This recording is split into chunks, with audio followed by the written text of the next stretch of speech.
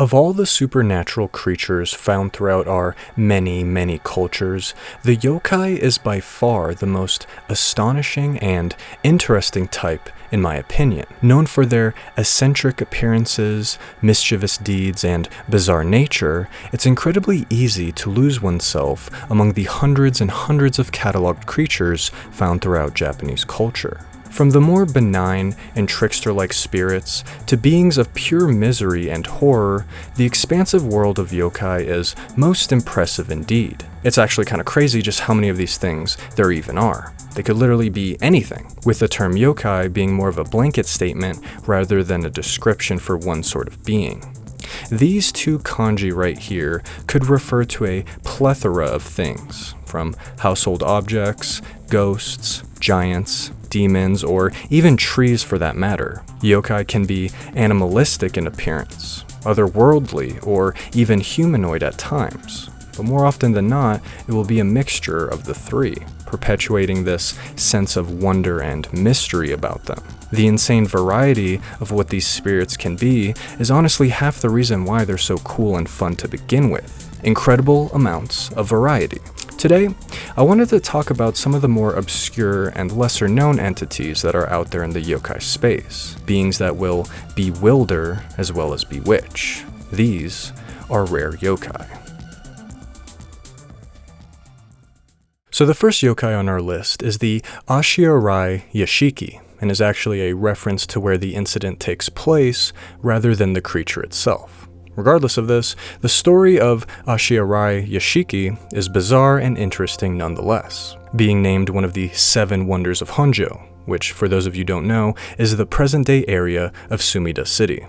So, the story goes that during the Edo period, there was a very high-ranking samurai by the name of Ajino Kyonosuke, who owned a manor in the aforementioned Honjo. One night, as servants are going about their business inside, a thunderous voice can be heard from outside, demanding that they wash my foot. Soon, the entire household is greeted by a gigantic, hairy, filthy covered appendage, just bursting right through the roof. Frightened by this, the servants gave in to the demands and began washing this foot, before it eventually just retreats back out the roof. Now you would think that this is a one-off occurrence, not a lot of giants walking around Edo, but this visitation would continue night after night after night. Finally, the samurai had had enough of this and ordered all of his servants to ignore the giant foot's demands. Eventually, when the voice came demanding later that night, and came crashing through the roof, no one dared clean the foot, not even one wipe. This only sent the creature into a rage, destroying more of the roof as it left. The following day, as Kyonosuke is complaining to his friends about this incident, one of them decides to swap manners with him, just right there on the spot, hoping to witness this phenomena for himself. Unfortunately, after the friend moves into the manor, the occurrences suddenly stop, never to repeat again. Whether this was from the refusal to wash the foot, or maybe a change in victims, the cause for the foot never returning is a complete mystery. If we were to take this from a symbolic point of view, we could interpret the story as Kyonosuke being a participant in illegal activities, or a criminal. As in Japan, to wash one's feet is often associated with criminals repaying their debt to society, typically through rehabilitation. The foot could be seen as an entity punishing the criminal. From a folklore point of view, many people interpret the giant foot as being a mischievous, shape-shifting tanuki or kitsune, hell-bent on messing with the samurai. They are known for turning into all sorts of things after all. However you view the story, I think it's funny that the spirit is literally just a giant foot. I don't know why, it just makes me smile. It's almost juvenile in nature. Reminds me of the foot from all the Monty Python sketches and stuff like that. Next up, we have the Enkō, which is by far the most disturbing yokai on this list. As relatives to the Kappa, the Enkō too share rivers as their living areas, but look drastically different in appearance. The way they look is more akin to monkeys with all their fur and long limbs, and can be found in the Shikoku and Chugoku regions respectively. What's cool about these yokai is that they possess a sort of Pokemon-esque evolution tree that can be approached from 2 different ways. Let me explain. It's said that in Shikoku, creatures called Shibaten, which are monkey-like mountain spirits, come down to the rivers, and it's there that they turn into Enkō. The same can be said about the Takiwaro, which are these child-sized, monkey-looking mountain spirits. A lot of monkey-related yokai in this one. It's said that the Takiwaro spend 3 years in the mountains of Chugoku, and then 3 years in the rivers before turning into an Enkō themselves. So these things can come from 2 different yokais, it would seem. Now don't let their goofy and furry appearance fool you. These creatures are known for their insatiable appetite for fresh human liver. If you're caught swimming in one of their rivers, the yokai will drag you underwater, where it will, and I quote, obtain this by ramming one of their long, flexible arms ramming one of their long, flexible arms up through the victim's anus and pulling out fistfuls of innards. So, literally the worst swimming sesh of your life.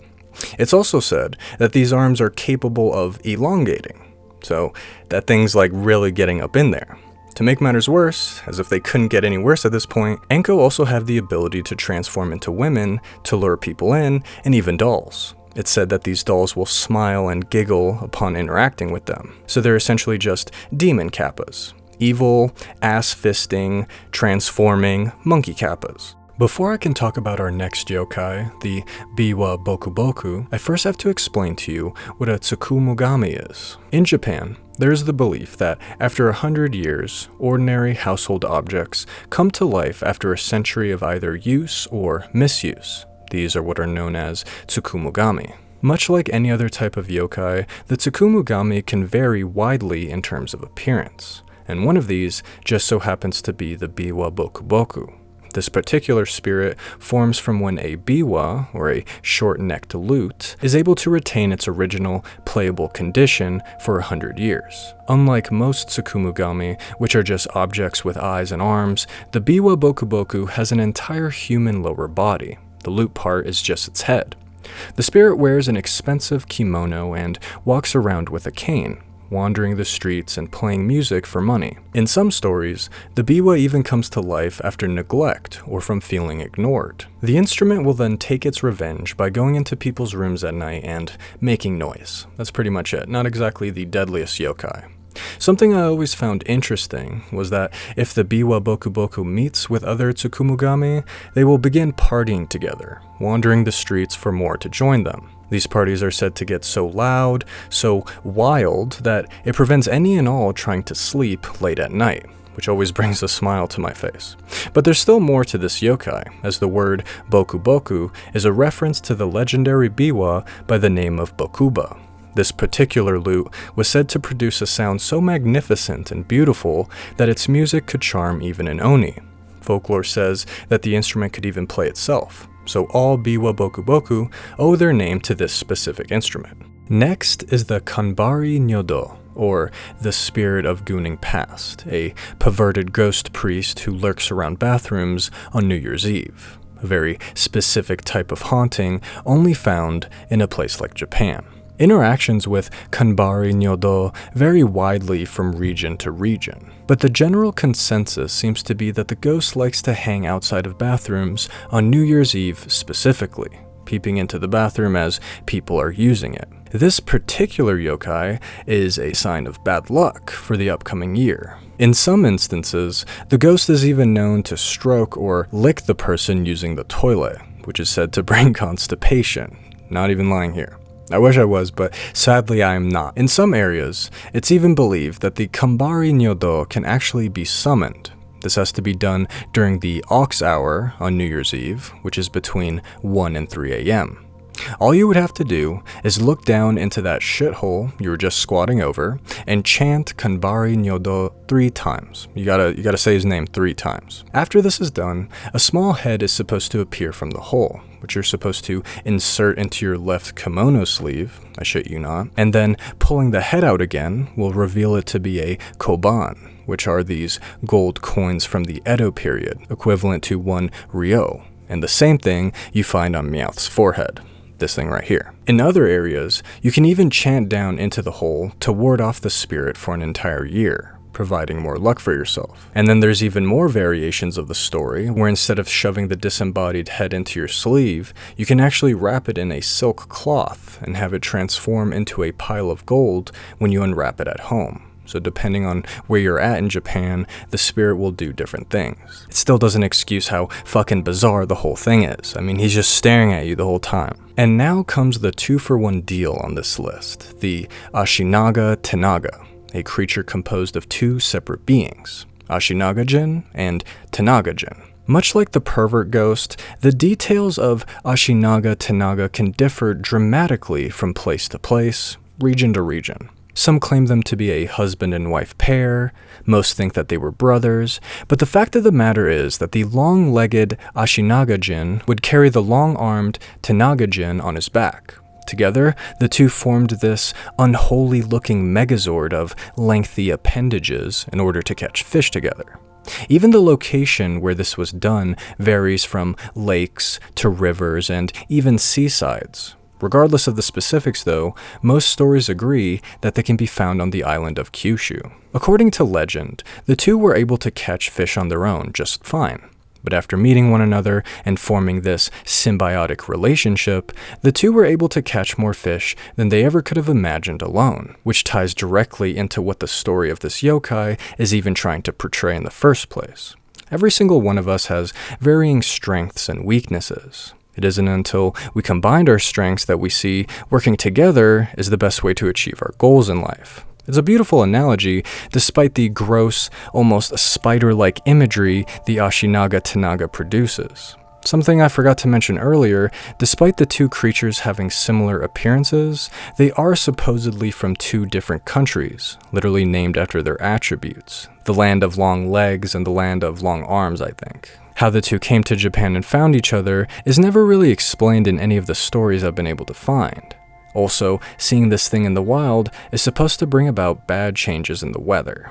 Yokai number 5 here is similar to the Biwa-bokuboku in the sense that it too is a tsukumogami. I'm of course talking about the infamous Boroboroton, or the living tattered futon. Unlike the previous yokai though, this one is extremely dangerous towards humans, being infamous for strangling people by their neck or their head. Not exactly a good night's sleep if you ask me. This anger is presumably caused from decades and decades of neglect from its owner before coming to life. The Boroboroton takes its revenge by floating through inhabited houses at night and strangling any person found sleeping. Kind of like a jealous wife coming home and finding someone in their bed.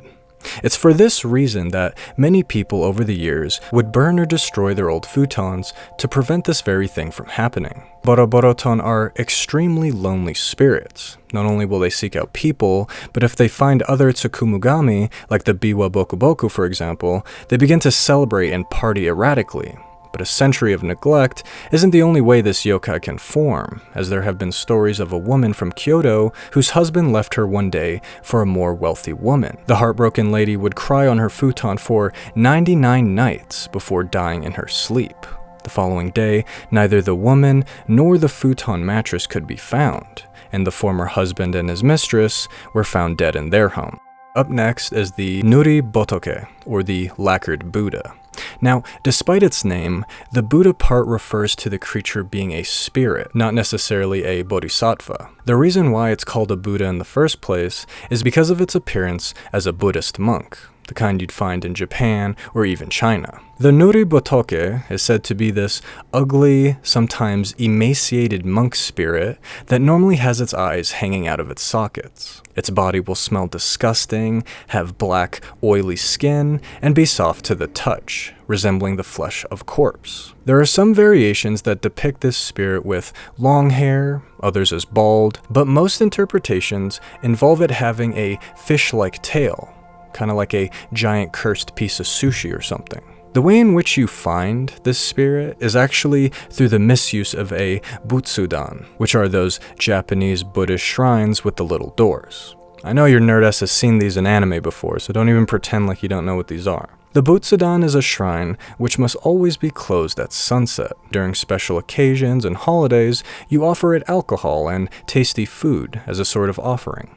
You're technically supposed to be treating it with the same respect you'd show an elder family member, with reverence and respect.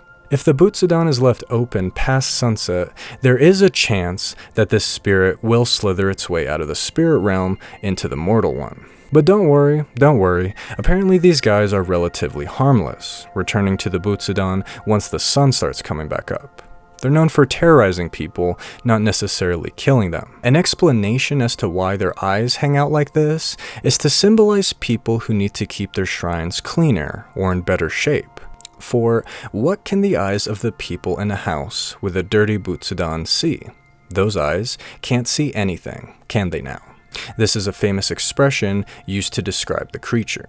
And finally, to end this video, we'll close with the Kyōrinrin, or the awe-inspiring sutra, and the third Tsukumogami on this list. I figured we need a little palate cleanser after all those pervert ghosts and weird-looking creatures that want to kill you. So the way this one works is kind of cool.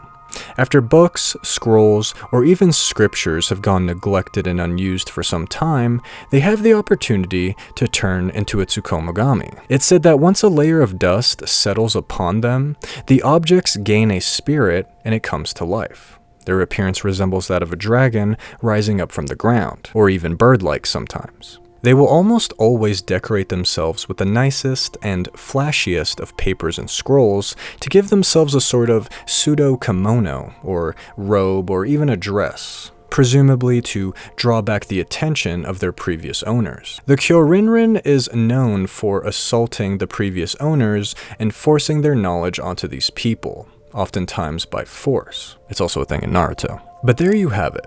7 yokai that don't get talked about enough and deserve a little more spotlight, as gross as they are. The Enkō one in particular still messes with my head. I refuse to go near rivers anymore. And you can forget about me using bathrooms in Japan on New Year's Eve. I won't do it. I just refuse. I'm not going in there. Not taking my chances.